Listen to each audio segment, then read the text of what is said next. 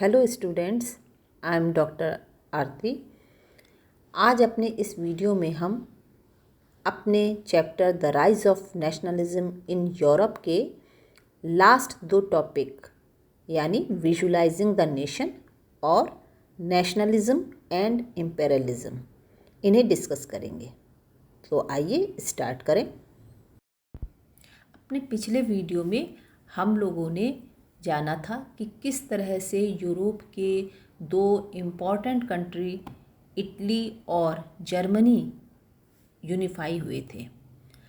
अब इस चैप्टर के लास्ट दो टॉपिक को डिस्कस करने से पहले हम ये जानेंगे कि यूरोप का एक और इम्पॉर्टेंट कंट्री था ब्रिटेन, उसका यूनिफिकेशन किस तरह से हुआ। अगर हम 18th सेंचुरी से पहले देखें तो ब्रिटेन एक नेशन स्टेट के रूप में नहीं था जैसा कि वो हमें आज दिखाई पड़ता है, बल्कि ये सभी आइलैंड, चाहे वो इंग्लिश आइलैंड था, स्कॉट आइलैंड था और आयरिश आइलैंड था, ये सब अलग अलग आइलैंड्स थे। कोई एक नेशन स्टेट के रूप में नहीं थे ये, बल्कि अलग अलग आइलैंड के रूप में थे। इंग्लिश आइलैंड, स्कॉट आइलैंड और आयरिश आइलैंड। इनका अपना अलग कल्चर था और पॉलिटिकल आइडेंटिटी भी इनकी अपने अलग थी। इनमें से इंग्लिश आइलैंड जो था, वर्ल्ड में उसकी पॉलिटिकल इन्फ्लुएंस जो था वो धीरे धीरे बढ़ने लगा था, जिसके कारण उसकी वेल्थ में भी उस समय बहुत ज़्यादा इजाफा हो गया था। बहुत ज़्यादा उसकी वेल्थ भी बढ़ गई थी, उसकी वर्ल्ड में पॉलिटिकल उसके इन्फ्लुएंस भी बढ़ा था और उसकी वेल्थ भी बढ़ी थी। इसका प्रभाव ब्रिटिश आइलैंड्स के जो दूसरे आइलैंड थे, जैसे कि स्कॉट आइलैंड है, आयरिश आइलैंड है, उनके ऊपर भी पड़ना शुरू हुआ। क्योंकि जो इंग्लिश आइलैंड था उसने अपना पॉलिटिकल जो इन्फ्लुएंस था वो स्कॉट आइलैंड और आयरिश आइलैंड के ऊपर भी बढ़ाना शुरू कर दिया था। इस तरह से इंग्लिश आइलैंड ने अपने पॉलिटिकल इन्फ्लुएंस का इस्तेमाल करते हुए स्कॉटलैंड को 1707 में द एक्ट ऑफ यूनियन पर सिग्नेचर करने के लिए मजबूर किया और स्कॉटलैंड का मर्जर इंग्लिश आइलैंड में कर लिया गया। इसके बाद इंग्लैंड और स्कॉटलैंड को मिला करके United kingdom of great Britain की फॉर्मेशन की गई। क्योंकि स्कॉटलैंड को इंग्लैंड ने फोर्सेबली मर्ज किया था इंग्लिश आइलैंड में, इसलिए इंग्लैंड ने स्कॉटलैंड के कल्चर और पॉलिटिकल आइडेंटिटी को सप्रेस करने के लिए कार्य किए। इसके अलावा इंग्लिश आइलैंड ने दूसरे आइलैंड आयरलैंड को भी इंग्लिश आइलैंड में मर्ज करने के लिए कार्य किए। इसके लिए उसने आयरलैंड में रहने वाले प्रोटेस्टेंट्स की मदद की और कैथोलिक्स के रिवॉल्ट को सप्रेस करने का काम किया, क्योंकि कैथोलिक्स आयरलैंड में इंग्लिश पीपल के इन्फ्लुएंस का विरोध कर रहे थे और इंग्लिश पीपल के खिलाफ रिवॉल्ट कर रहे थे। इसलिए इंग्लिश पीपल ने आयरलैंड में प्रोटेस्टेंट की मदद से कैथोलिक्स के रिवॉल्ट को सप्रेस किया और 1801 में आयरलैंड को भी फोर्सेबली इंग्लिश आइलैंड में मिला लिया गया। इस तरह से यूनाइटेड किंगडम की फॉर्मेशन हुई, जिसमें इंग्लिश आइलैंड, स्कॉटलैंड और आयरलैंड को मर्ज किया गया। इस तरह से ब्रिटेन के यूनिफिकेशन का काम पूरा हुआ। ब्रिटेन के यूनिफिकेशन का काम यूरोप के दूसरे देशों के यूनिफिकेशन से अलग है, क्योंकि इंग्लिश पीपल ने ब्रिटेन का यूनिफिकेशन जब किया तो उन्होंने फोर्सिबली ये काम किया था, जबकि यूरोप के दूसरे देशों में, चाहे जर्मनी में चाहे इटली का यूनिफिकेशन हुआ, दोनों में वहाँ के जो लोग थे उन्होंने यूनिफिकेशन के काम का सपोर्ट किया था। लेकिन यहाँ पर स्कॉटलैंड हो और चाहे आयरलैंड, वहाँ के लोगों ने इंग्लिश आइलैंड के साथ यूनिफिकेशन का विरोध किया था और इंग्लिश आइलैंड ने फोर्सिबली इन दोनों आइलैंड्स को, स्कॉटलैंड को और आयरलैंड को, इंग्लिश आइलैंड के साथ मर्ज किया था। इसके बाद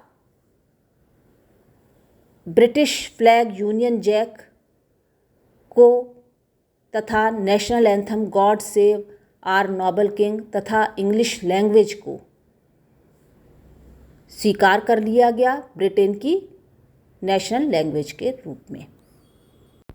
अब हम इस चैप्टर के second last topic visualising the nation को डिस्कस करेंगे।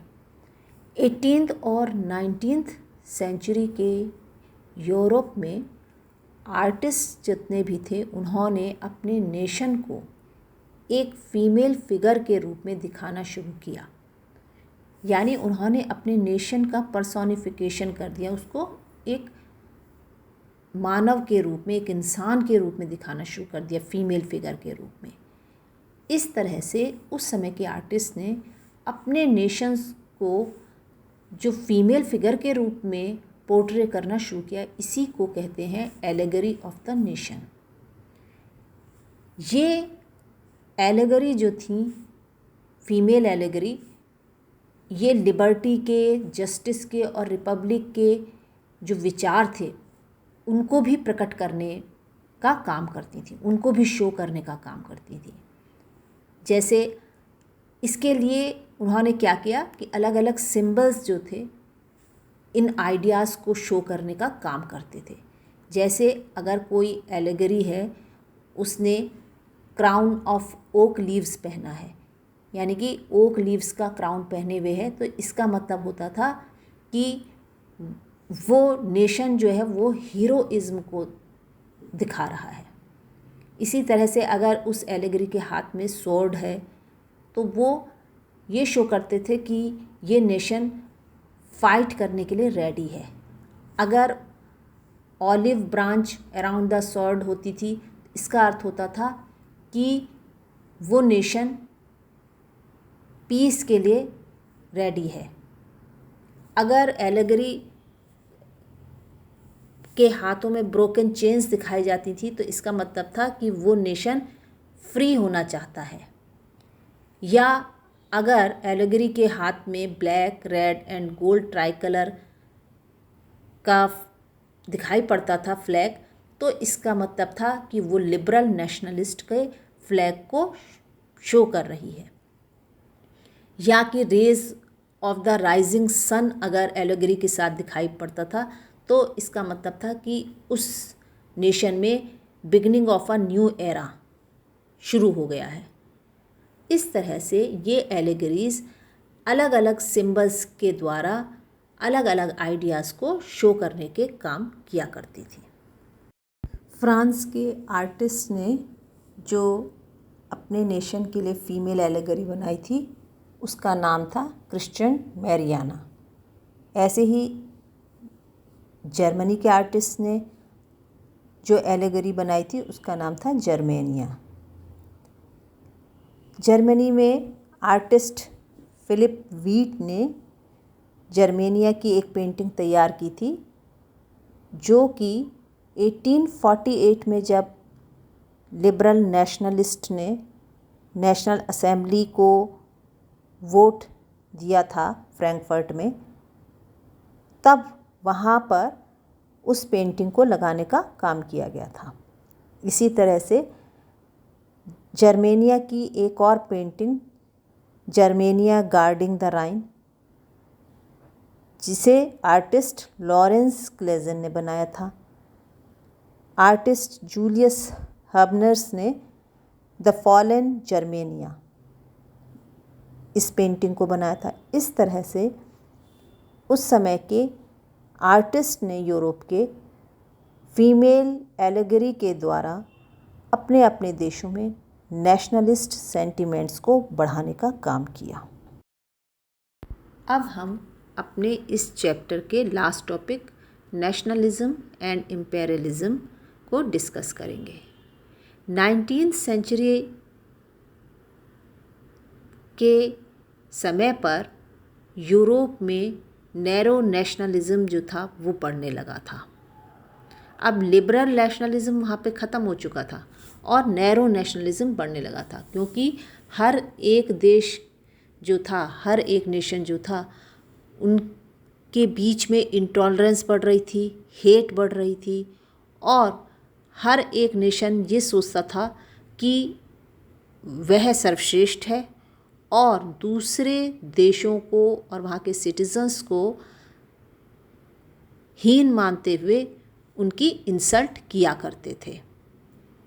इस तरीके से नैरो नेशनलिज्म यूरोप में बढ़ने लगा था, जिसके अंदर हर नेशन जो है एक दूसरे से घृणा, हेट करने लगा था और इनटॉलरेंस उनके बीच में बढ़ने लगी थी। इस तरह से यूरोप में टेंशन, नेशनलिस्ट टेंशन बढ़ने लगा था। 1871 के बाद ये नेशनलिस्ट टेंशन यूरोप के बाल्कन एरिया में भी बढ़ने लगा था। बाल्कन एरिया यूरोप का कौन सा था? यूरोप का बाल्कन रीजन जो था उसमें आजकल के जो देश हैं, जिसमें ग्रीस है, रोमानिया है, बल्गारिया है, Albania, Macedonia, Croatia, Bosnia Herzegovina, Slovenia, Serbia, Montenegro, ये सब देश आते हैं जो आजकल के, वो जो पूरा एरिया था उसे कहा जाता था यूरोप में बाल्कन रीजन। यहाँ पे जो लोग रहते थे उन्हें स्लाव्स कहा जाता था। ये जो पूरा रीजन था, इस पर ऑटोमन एम्पायर जो था उसका कंट्रोल था, उसके अंडर में था ये पूरा रीजन यूरोप का। ऑटोमन एम्पायर कौन सा था, क्या था? टर्की का जो शासक था वो ऑटोमन एम्पायर का शासक था, उसका शासन जो था वो ऑटोमन एम्पायर कहलाता था।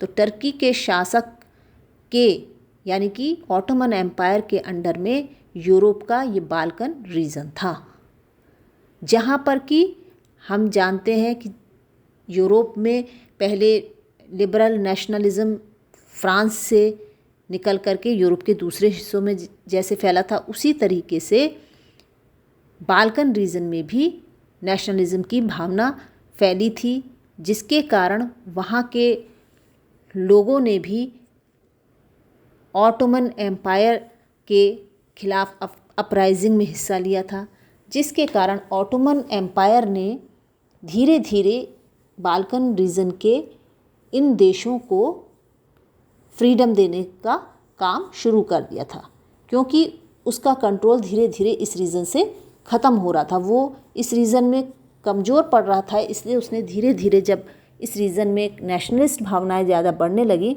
तो उसने धीरे धीरे इस रीजन के पार्ट्स को आज़ाद करना शुरू कर दिया था।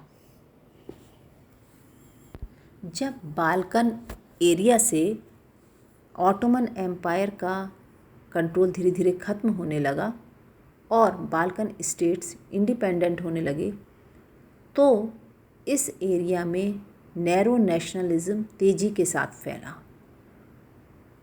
क्योंकि ये बाल्कन स्टेट्स एक दूसरे से हेट करते थे और जेलसी भी करते थे।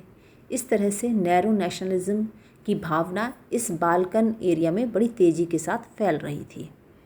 इधर जो यूरोपियन पावर्स थी, Russia, Germany, England, Austro Hungary, इन्होंने देखा कि बाल्कन एरिया में ऑटोमन एम्पायर का कंट्रोल धीरे धीरे ख़त्म हो रहा है, तो इन्होंने सोचा कि अब हमें इस एरिया में अपने कंट्रोल को बढ़ाने के लिए कार्य करने चाहिए।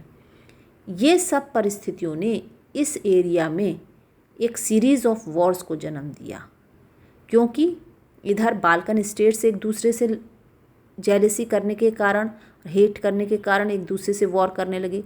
दूसरी तरफ यूरोपियन पावर्स अपने अपने प्रभाव को बढ़ाने के लिए इस एरिया में एक दूसरे से वॉर करने लगी। इस तरह से एक सीरीज़ ऑफ वॉर्स इस बाल्कन एरिया में शुरू हो गया और फाइनली इस एरिया में फर्स्ट वर्ल्ड वॉर की शुरुआत हो गई। इस तरह से 1914 में नैरो नेशनलिज्म और इम्पेरियलिज्म की जो भावना इन यूरोपियन पावर्स में शुरू हुई, जिसके कारण इन्होंने बाल्कन एरिया में अपने प्रभाव को बढ़ाने की कोशिश की और एक दूसरे से ये वॉर करने लगे। उसके कारण 1914 में फर्स्ट वर्ल्ड वॉर शुरू हो गई, जिसने यूरोप को एक विनाश की तरफ ले गई। इस तरह से फर्स्ट वर्ल्ड वॉर शुरू हुई। परंतु इस फर्स्ट वर्ल्ड वॉर का एक लाभ भी हुआ, और वह ये हुआ कि पूरे वर्ल्ड में इन यूरोपियन पावर्स की जो भी कॉलोनीज़ थी, वहाँ पर एंटी इम्पीरियल मूवमेंट्स शुरू हो गए।